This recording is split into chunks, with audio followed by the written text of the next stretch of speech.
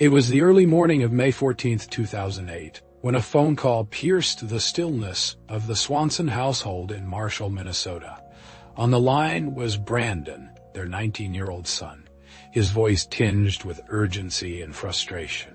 "I've gone off the road," he told his parents, Brian and Annette. His car was stuck in a ditch, but he was unharmed, just stranded somewhere in the dark expanse.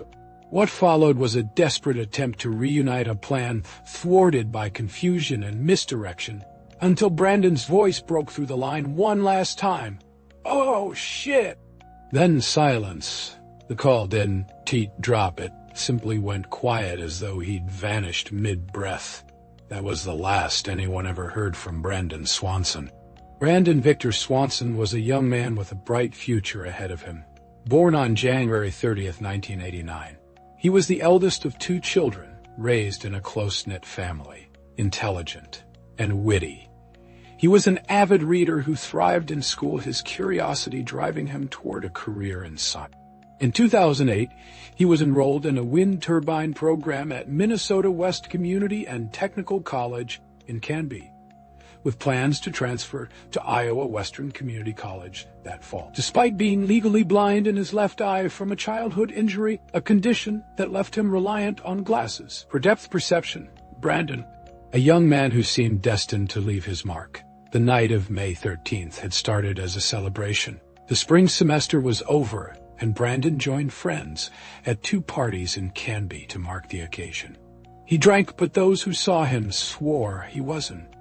He drank, but those who saw him swore he wasn't. Too overly intoxicated, just a college kid unwinding after months of hard work. Around midnight, he set off for home, a familiar 30-mile drive along Minnesota State Highway 68 to Marshall. But for reasons no one can explain, he veered from the highway onto the winding back roads at around 2 a.m. near the 3,900 block of Leon. Lincoln Road, his car swerved off the pavement and lodged itself in a ditch, high-centered and immobile. He called his parents, calm but insistent. I'm fine, but I need a ride." He described his surroundings, convinced he was near Lind, a small town he knew well. Brian and Annette climbed into their truck, driving through the night with headlights, flashing a signal they'd agreed upon to spot each other. But as they searched, Brandon's directions didn't add up. "Don't you see me?" he asked, his exasperation growing. The lights he saw weren't aligning with their route.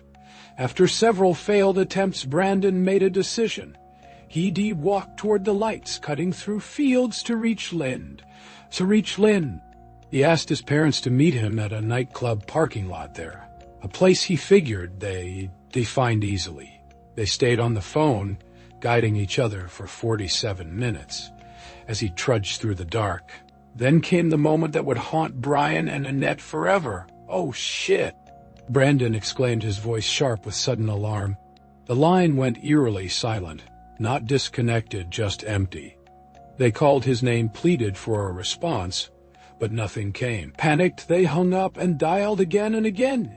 Each attempt met with the same deafening void. By 6:30 a.m., with no word from their son Brian, and Annette reported missing. The police response was maddeningly casual. "He's 19. An officer said, "It's not unusual for someone his age to stay out. It's his right to be missing." The Swansons weren't to be missing. The Swansons weren't, convinced Brandon, wasn't the type to vanish without a trace. It wasn't until cell phone records were pulled that the real Brandon hadn't been near Lind at all. His last call pinged from a tower near Porter, some 25 miles away, soon after his car was found in a ditch near Taunton Keys, and phone gone, but no signs of a struggle. He'd been disoriented, walking in the wrong direction, chasing lights that weren't where he thought. The search that followed was massive. Hundreds of volunteers combed the fields, air surveillance scoured the landscape, and trained dogs tracked Brandon. The trail led to the Yellow Medicine River, where the dogs followed it to the water's edge, across to the other side, and north along the bank toward the county line. Then it stopped.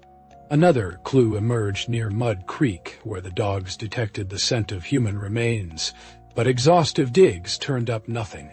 Even in 2021, teams sifted through the dirt chasing fading hopes. The effort hit roadblocks beyond the terrain.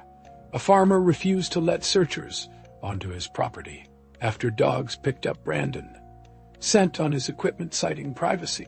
Other landowners, including cattle farmers, balked, too worried about disruptions. They won. "Let us on," said Ken Anderson of Emergency Support Services. "We've tried to compromise, but nothing worked." 14 years later, some land remains off-limits, a frustrating barrier to answers. Theories abound, but none hold certainty. Did Brandon fall into an unmarked cistern, one of the many hidden hazards dotting the area? Did he slip into the river and succumb to hypothermia on a night when temperatures hovered just under 40 degrees? His parents insist he sounded lucid on the phone despite the drinks earlier, though his choice to leave his glasses in the car, crucial for his impaired vision, raises questions. In 2023, Sheriff Eric Wallen noted that tips still trickle, including vague claims of an argument that night. "Every lead's a dead end," he said. "False, inaccurate, or just not enough to go on. Brandon's disappearance left a wound that would heal." Brian and Annette channeled their pain into action, fighting for a law to ensure no family would face the same initial dismissal they did. On May 7, 2009, Brandon's law was signed by Governor Tim Pawlenty, mandating immediate police action in missing persons cases under dangerous circumstances, no matter the age. It was a victory born of loss, a legacy for a son they'd never stop searching for. 14 years on, Brandon Swanson remains a ghost in the Minnesota fields. No clothes, no phone, no keys, just a car in a ditch and a final cryptic exclamation. His case sits in VCAP, a database for violent crimes, though no evidence points to foul play. The search lingers sporadic and unresolved, while Brian and Annette hold tight to memories of a bright, funny boy whose life ended in silence on a cold spring night. What happened to Brandon Swanson? The answer lies somewhere in the dark, as elusive as the lights he chased.